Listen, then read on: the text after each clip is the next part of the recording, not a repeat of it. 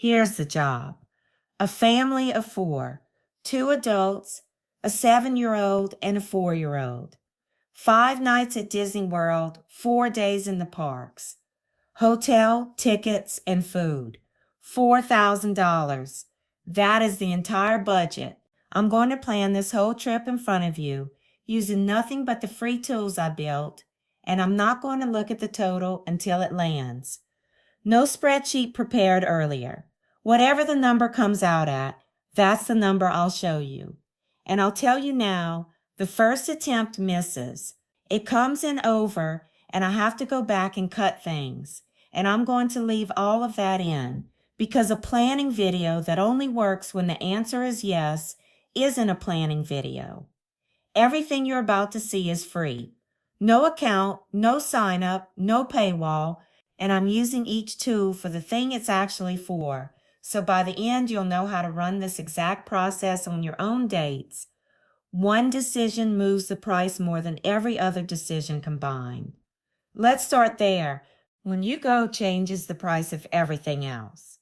Room rates, ticket prices, and how much park you actually get per day.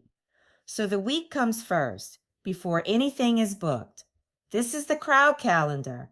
Every Disney and Universal park in Florida and California, every day scored 1 to 10.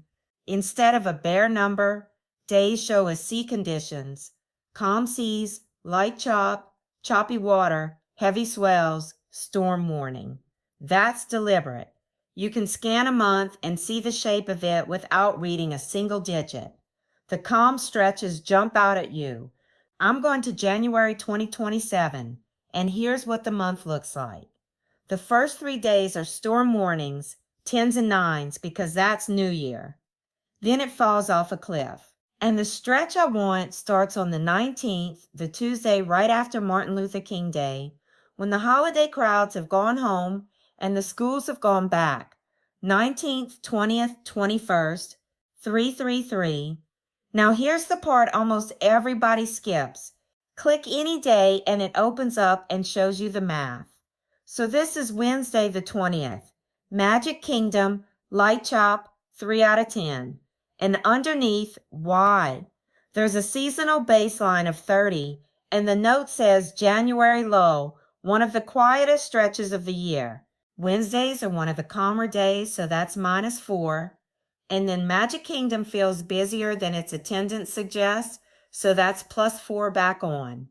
Underneath it says, every number that produced this score is listed above, nothing hidden, which means you can audit it, and more importantly, you can disagree with it. If you know something about your week that the model doesn't, you can see exactly which number to argue with instead of just distrusting the whole thing. A score you can't check isn't data. It's a guess with a confident face, and then it tells you what to do about it. A late arrival still works, but do the headliners before 11. Table service walk-ups have a real chance today, and this one, which is going to matter later. Save your money on Lightning Lane or Express. Standby will be fine. And if your day scores badly, it ranks all 11 parks for that date. Quietest first. So the question isn't only when should I go? It's given I'm here on this day, where should I actually be? There's our week, January 19th to the 24th, 5 nights, and an average crowd level of 3.4. Biggest line item, and the one where people burn the most money for the least return. This is the trip cost estimator. Party size, dates, nights, park days, 2 adults, 2 children, 5 nights, 4 park days, and then the part that does the work, where you're staying.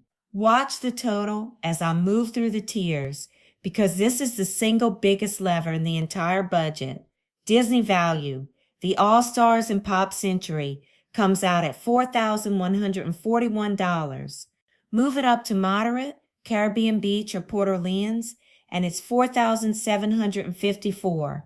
And Deluxe, the Contemporary, or the Polynesian, is $6,362.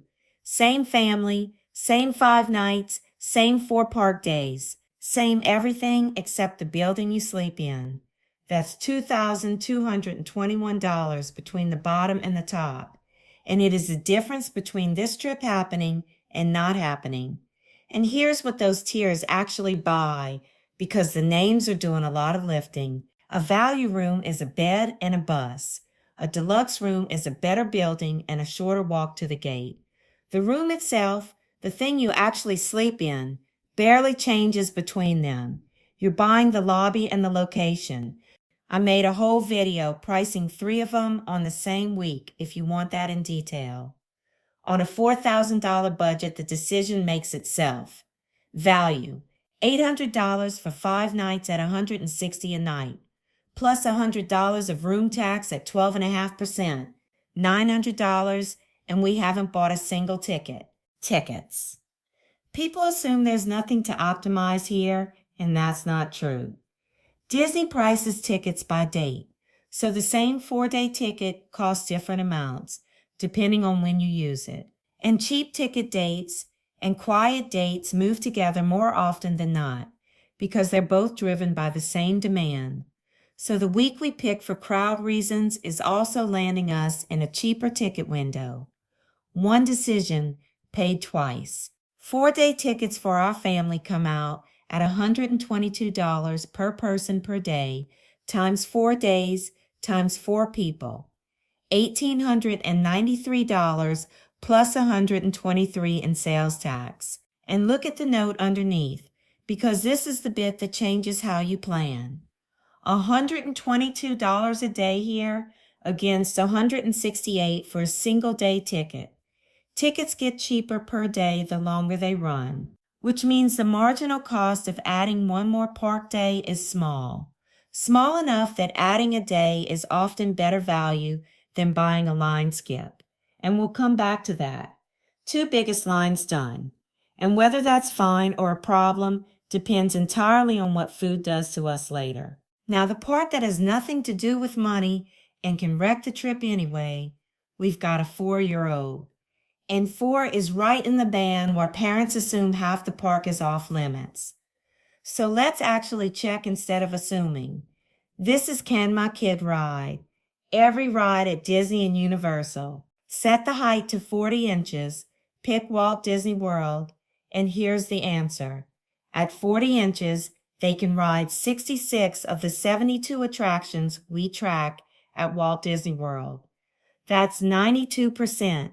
51 of those have no height requirement at all, so they can always ride those. 92%. That is not the answer most parents expect, and it's the reason I built this, because the fear is worse than the facts almost every time. But the 6 they miss are the ones people care about. So let's be specific. At Magic Kingdom, it's Space Mountain and Tron. At Epcot, it's Guardians of the Galaxy. At Hollywood Studios, it's Rock and Roller Coaster. At Animal Kingdom, it's Flight of Passage and Expedition Everest. And here is the part I think is genuinely useful, which is what the next few inches unlock. 2 more inches, 42, and Guardians opens up. That's 1 ride. 4 more inches, 44, and you get 3 at once. Flight of Passage, Expedition Everest, and Space Mountain. 8 more inches, 48, and Tron and Rock and Roller Coaster come in. And at that point, everything is open. Every single ride. So if you're booking 8 months out and your kid is at 41 inches today, that 44-inch line is the one to think about, because it's 3 headliners in 1 step. That's not a small thing. That's the difference between a kid who gets turned away at the gate in front of their whole family and a kid who doesn't. If you have ever done that walk back down a queue, you know exactly what I mean, and you know it isn't really about the ride. Costs nothing to check, changes the whole trip. 4 park days, and now we build them. Chart my day. Pick the park, the date, and who's in your group. And the group part matters more than people expect, because a plan for 2 adults and a plan with a 4-year-old are different plans, not the same plan walked slower. Tell it what you care about. Thrill rides, characters, shows, food. It builds a step-by-step plan across all 10 Disney and Universal parks in the United States, and it talks to the crowd calendar. Same plan, different date, different weight estimates, because a Wednesday in January and a Saturday at Christmas are not the same day, and your plan shouldn't pretend they are. The crowd level for your date shows right there in the planner, so you can see the assumption it's working from. You can edit what it gives you.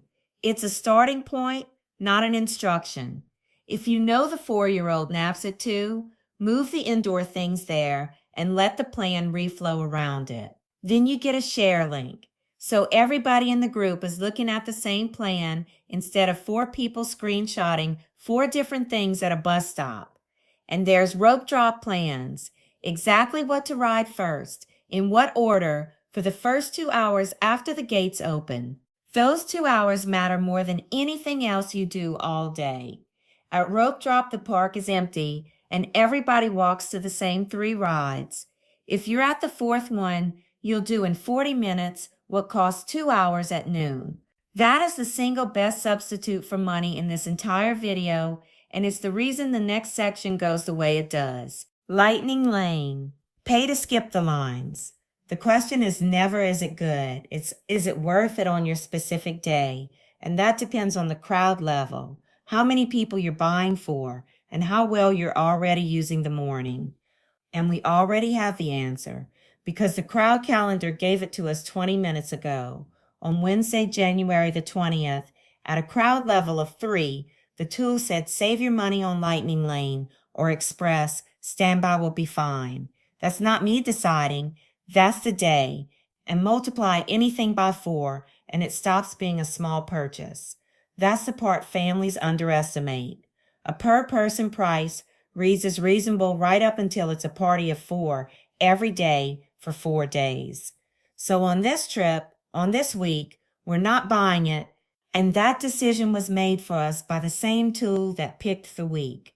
There's a separate calculator for Universal Express because that pass is priced completely differently. It's per ticket rather than per day per ride, and on some dates it's included with a hotel stay, which changes the maths entirely. Food. This is the line that kills budgets, and it kills them quietly.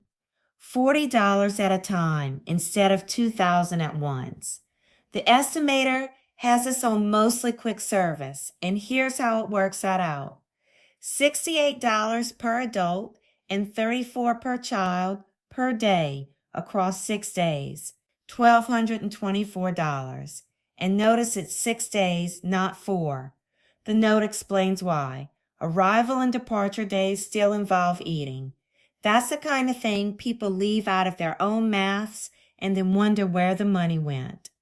$1,200. That is more than the hotel. Read that again because it's the single most useful sentence in this video. The food costs more than the room, and this is where the food price index earns its place because it shows you what things actually cost. Real menu items, real prices, tracked over time. I priced every item on every menu on property to build it, and there's a whole video about that on the channel. 2 ways to use it. The obvious way is to look up what you're about to buy. The better way is to find the gap, because the difference between the cheapest quick service and the most expensive one for roughly the same meal is bigger than most people would guess. 2 counters in the same park, same kind of food, meaningfully different totals across 5 days for 4 people. And a number from a blog post 2 years old will cost you real money here because park food prices do not hold still. 2 more, and both of them save money in ways that never show up as a line item. The closures tracker shows what's down or scheduled for refurbishment on your dates. That one isn't really about money. It's about not building a park day around a ride that's behind a wall and not promising a 7-year-old something the park can't deliver that week. The packing list generator builds a checklist from your trip length, your destination, the season, and whether you've got little ones. Every forgotten poncho is a $15 poncho bought in a gift shop in the rain. That's the cheapest money you will ever save. And the rules and policy tracker keeps what Disney and Universal currently allow, sourced only from their official pages. Because half the rules you read in Facebook groups are years out of date and confidently wrong, and the one that catches people is always the bag rule. Right, that's the plan. Let's see the number. 5 nights, 4 park days, family of 4, hotel, tickets, food, and a rental car. $4,549. That's $549 over budget. So we missed. And this is the part I actually wanted to show you, because now we have to make real decisions instead of nice ones. Look at the breakdown. Stay $900, tickets just over $2,000, food $1,224, and travel $408 for a rental car at $68 a day across 6 days. That's the first thing to go, and here's why. We're staying at a Disney resort.